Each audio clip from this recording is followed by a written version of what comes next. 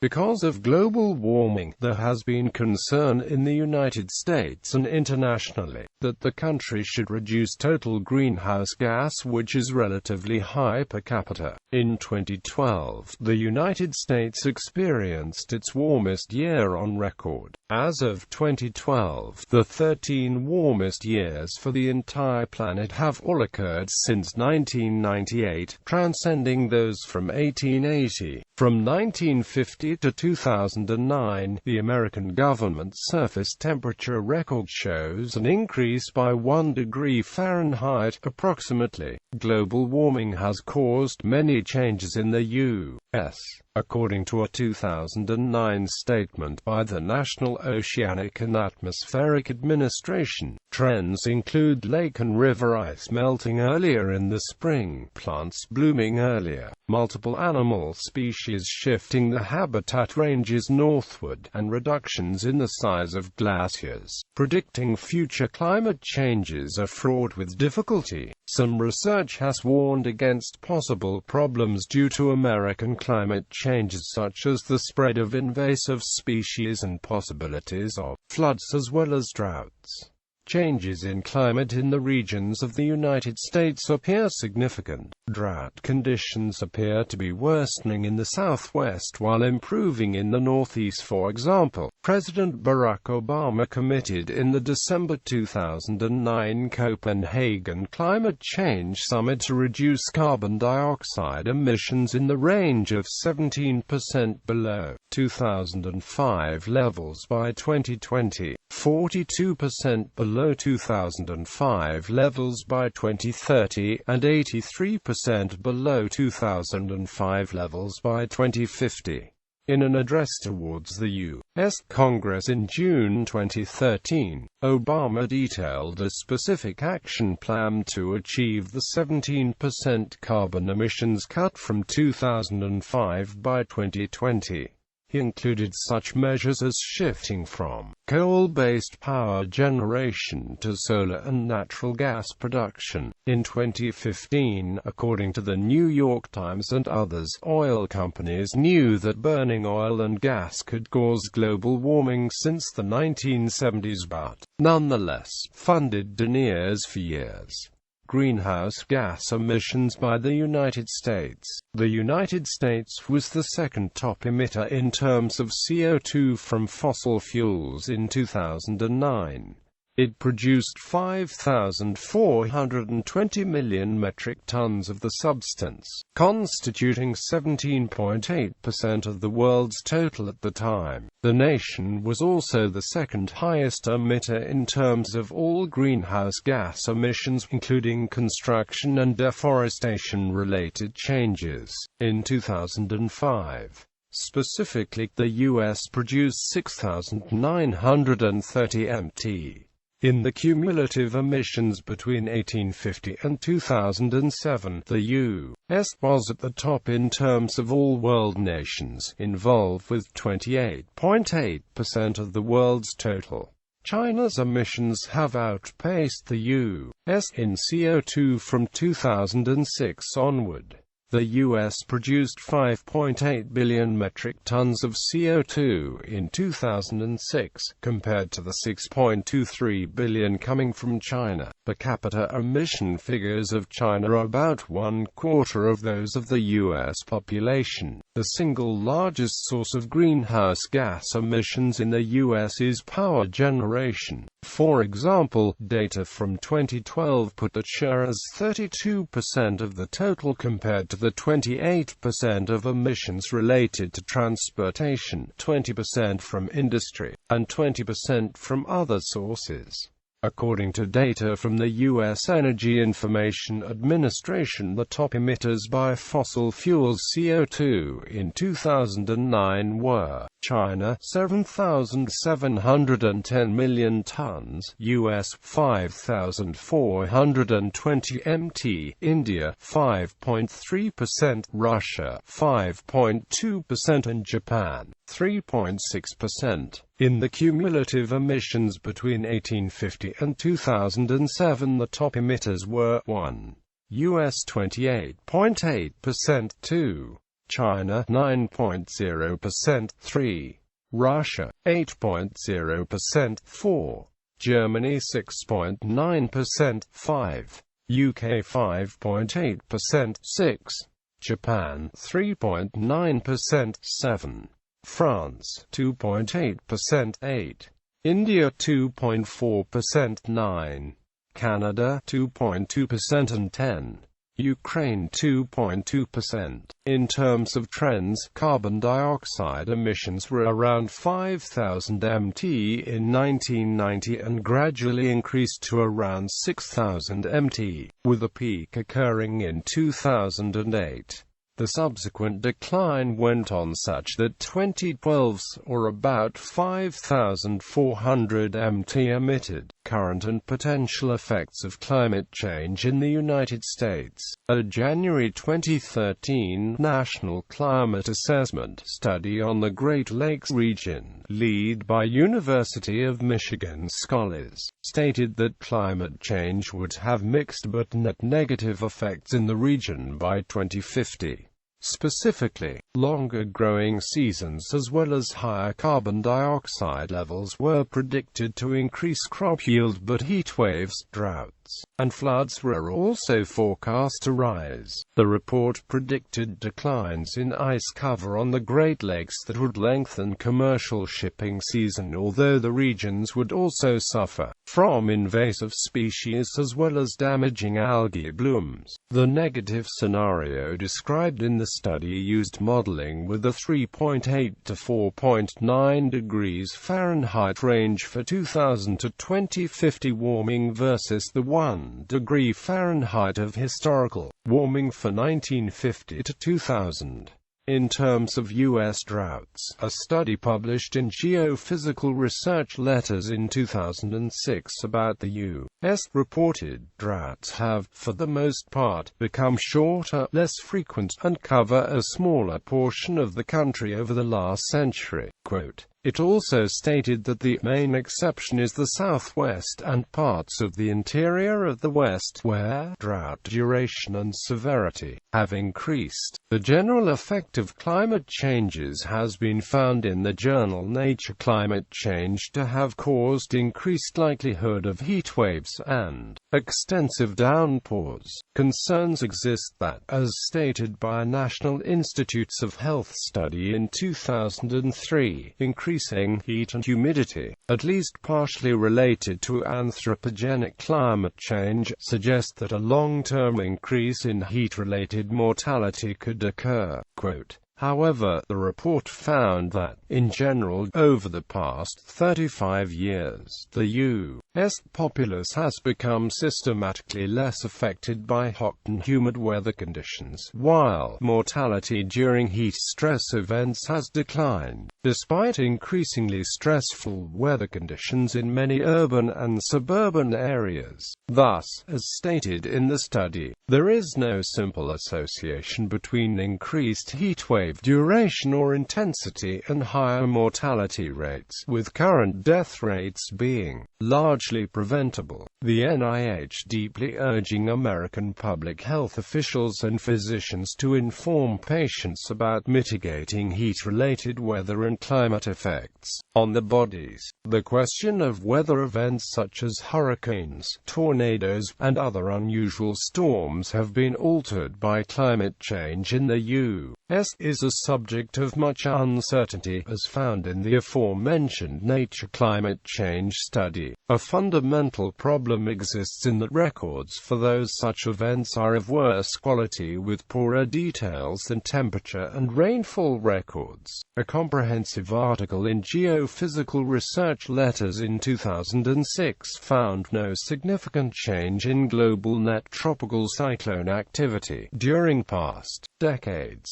a period when considerable warming of ocean water temperatures occurred. Significant regional trends exist, such as a general rise of activity in the North Atlantic area besides the U.S. eastern coast. Looking at the lack of certainty as to the causes of the 1995 to present increase in Atlantic extreme storm activity, A 2007 article in Nature used proxy records of vertical wind shear and sea surface temperature to create a long-term model. The authors found that the average frequency of major hurricanes decreased gradually from the 1760s until the early 1990s, reaching anomalously low values during the 1970s and 1980s. As well, they also found that hurricane activity since 1995 is not unusual compared to other periods of high hurricane activity in the record, and thus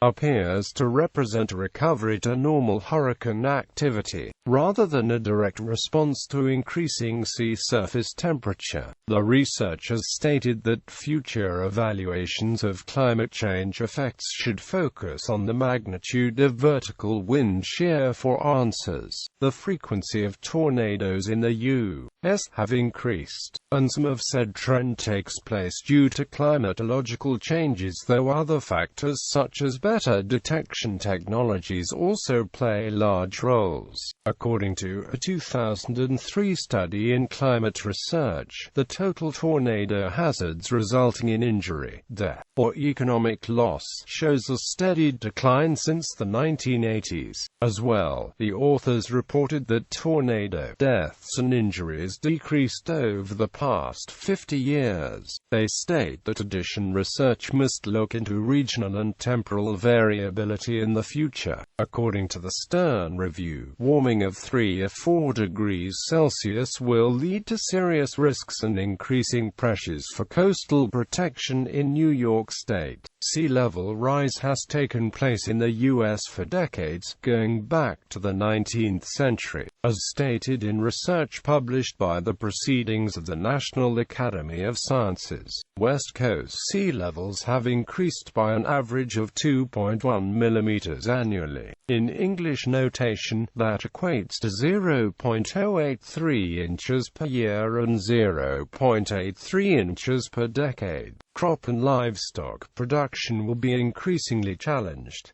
Threats to human health will increase. The United States Environmental Protection Agency website provides information on climate change. EPA Climate change. Climate change is a problem that is affecting people and the environment.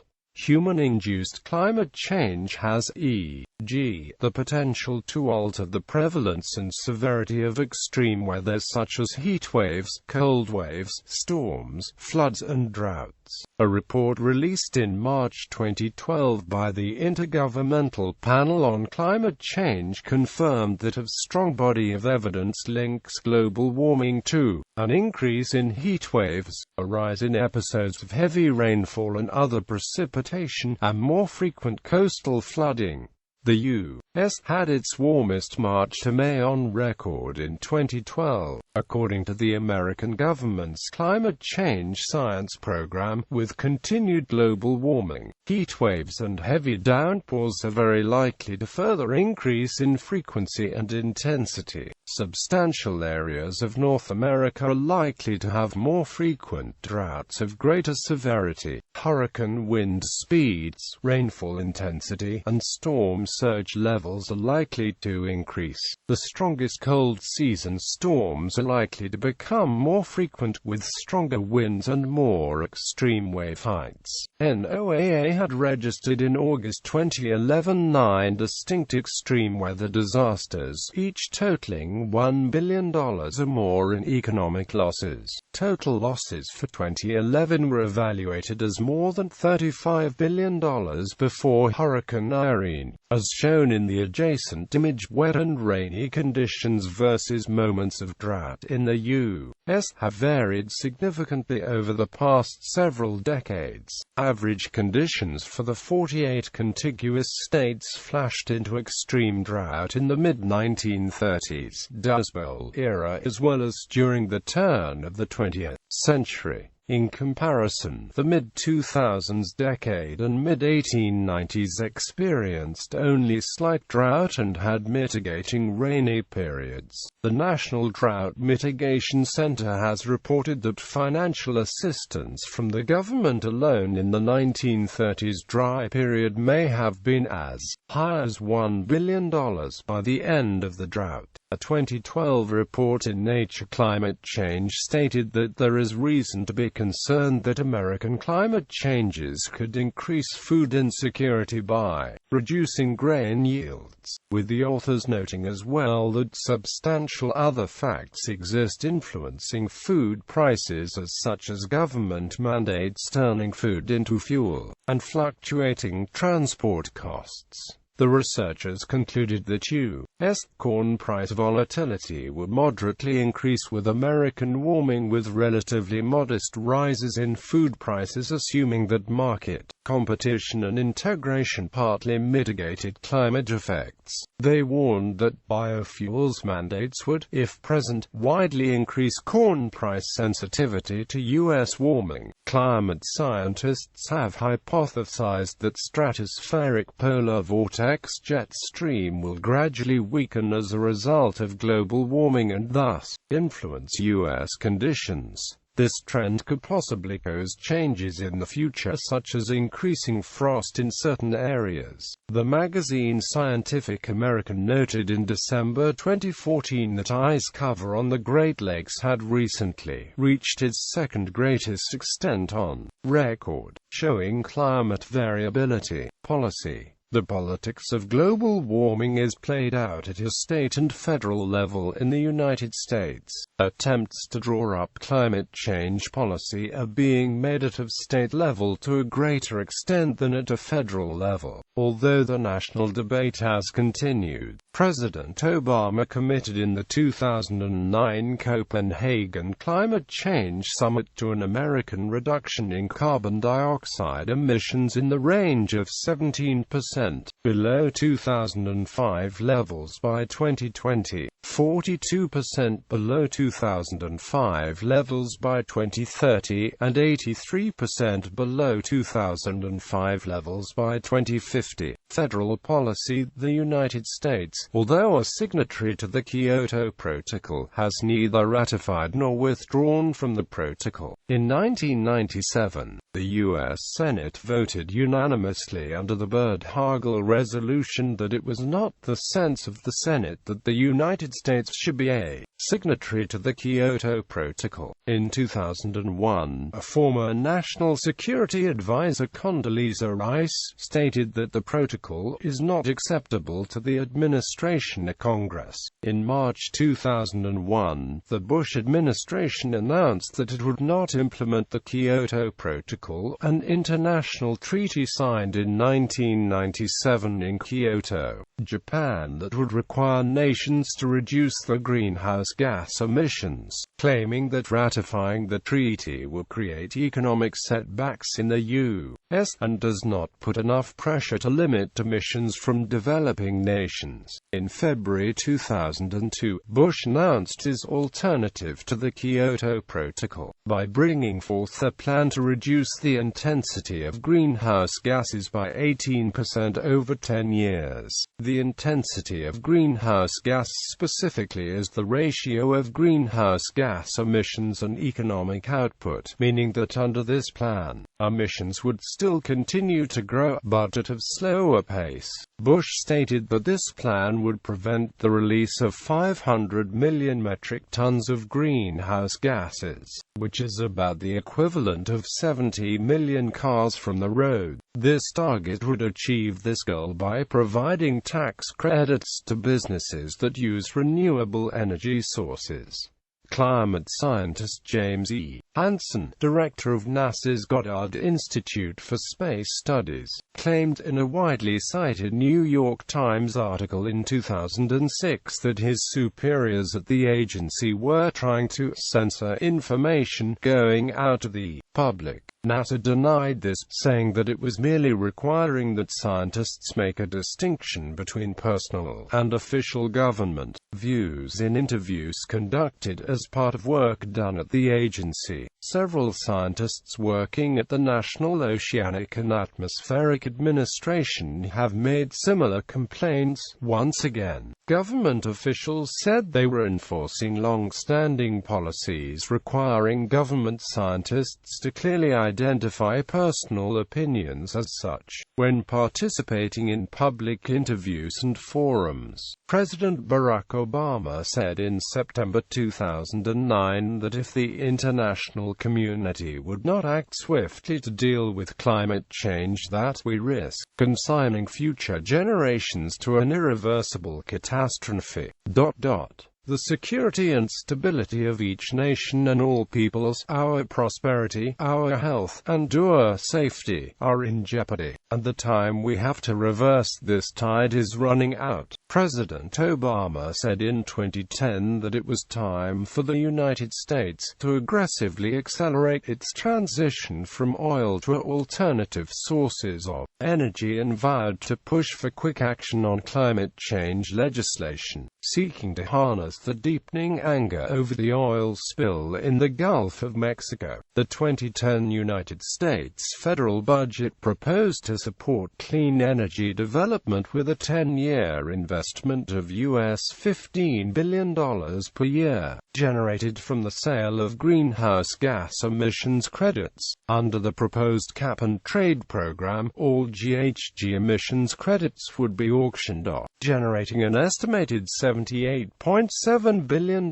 in additional revenue in FY 2012, steadily increasing to $83 billion by FY 2019. President Obama committed in the December 2009 Copenhagen Climate Change Summit to reduce carbon dioxide emissions in the range of 17% below 2005 levels by 2020, 42% below 2005 levels by 2030, and 83% below 2005 levels by 2050.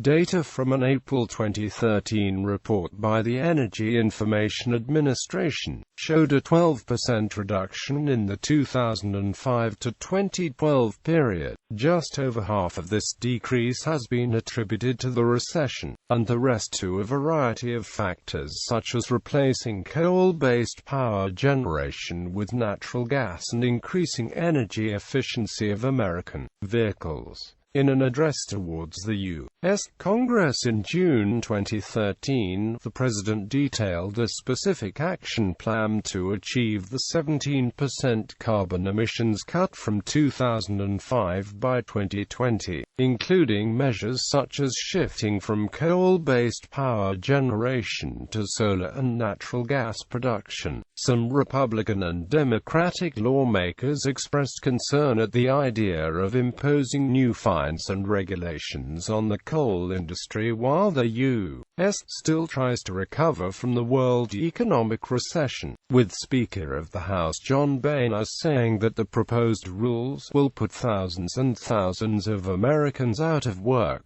Christiana Figueres, Executive Director of the UN's Climate Secretariat, praised the plan as providing a vital benchmark that people concerned with climate change can use as a paragon both at home and abroad. Role of the U.S. military. The U.S. military is an unequivocal validator of climate science, and its current efforts to value true costs and benefits of energy conservation and increased use of renewables can serve as drivers of change. According to a 2014 study from the University of Pennsylvania Legal Studies Department, a 2014 report described the projected climate change as a catalyst for conflict.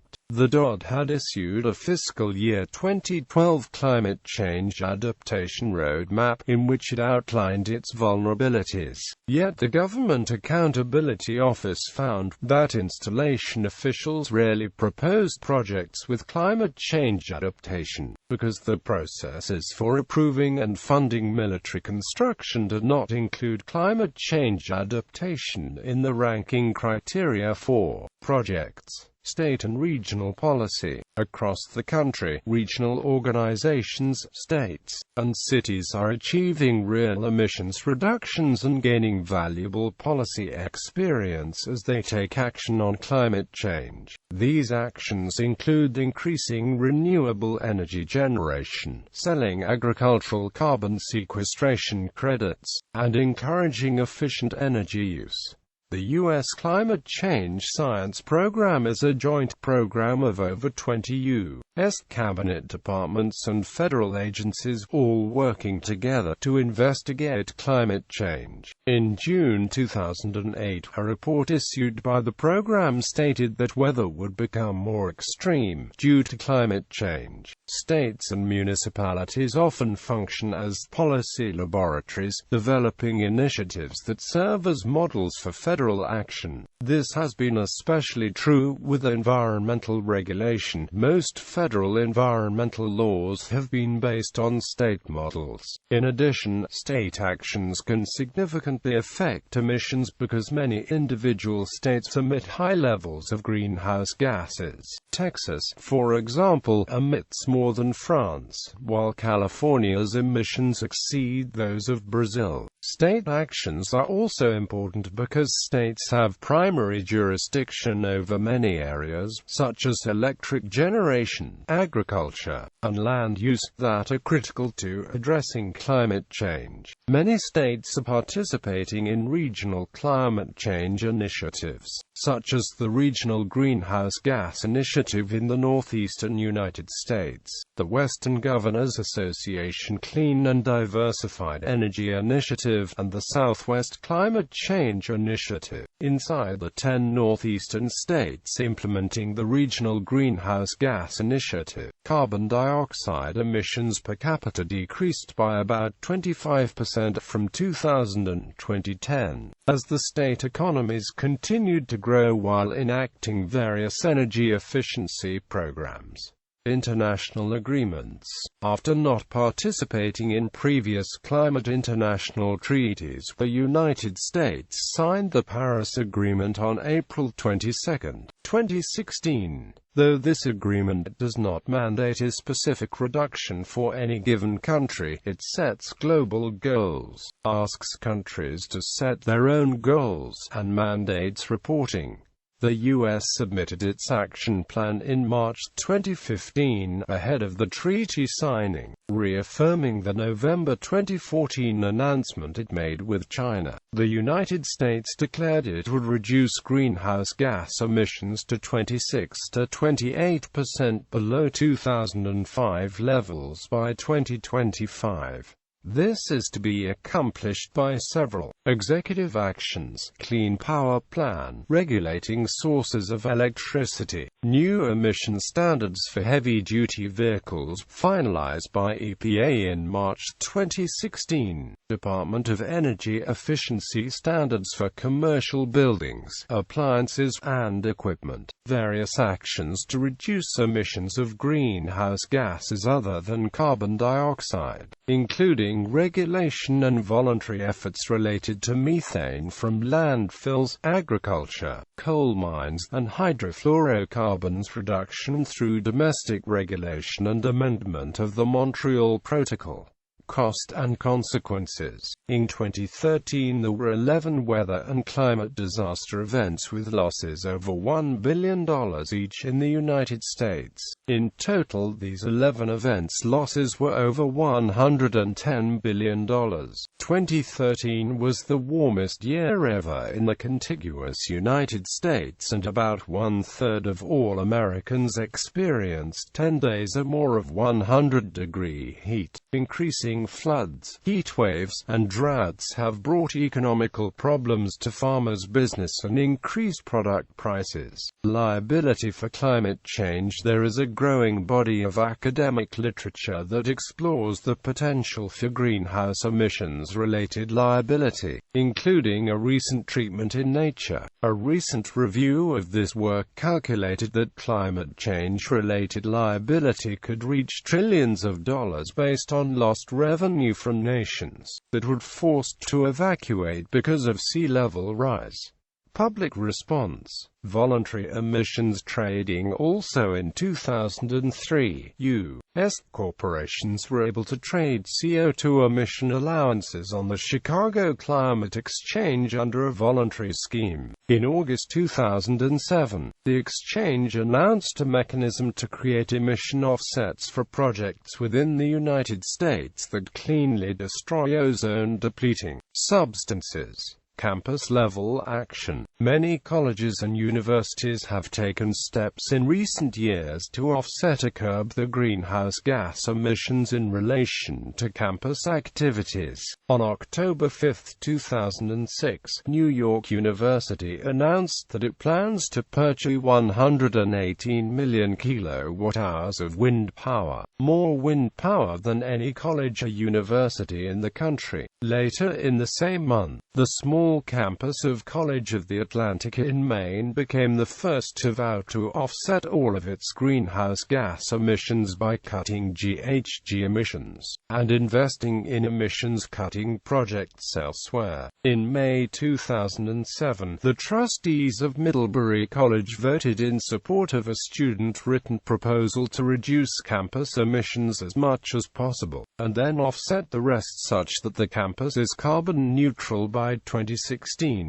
As of November 2007, 434 campuses have institutionalized the commitment to climate neutrality by signing the American College and University President's Climate Commitment. On November 2, 5, 2007, thousands of young adults converged in Washington, D.C. for Power Shift 2007, the first national youth summit to address the climate crisis. The Power Shift 2007 conference was a project of the Energy Action Coalition.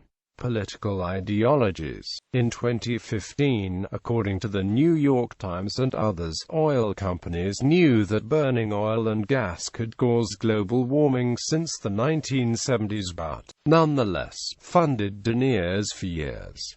Historical support for environmental protection has been relatively non-partisan. Republican Theodore Roosevelt established national parks, whereas Democrat Franklin D. Roosevelt established the Soil Conservation Service. This non-partisanship began to change during the 1980s when the Reagan administration stated that environmental protection was an economic burden. Views over global warming began to seriously diverge among Democrats and Republicans when ratifying the Kyoto Protocol was being debated in 1998. Gaps in opinions among the general public are often amplified among the political elites, such as members of Congress, who tend to be more polarized.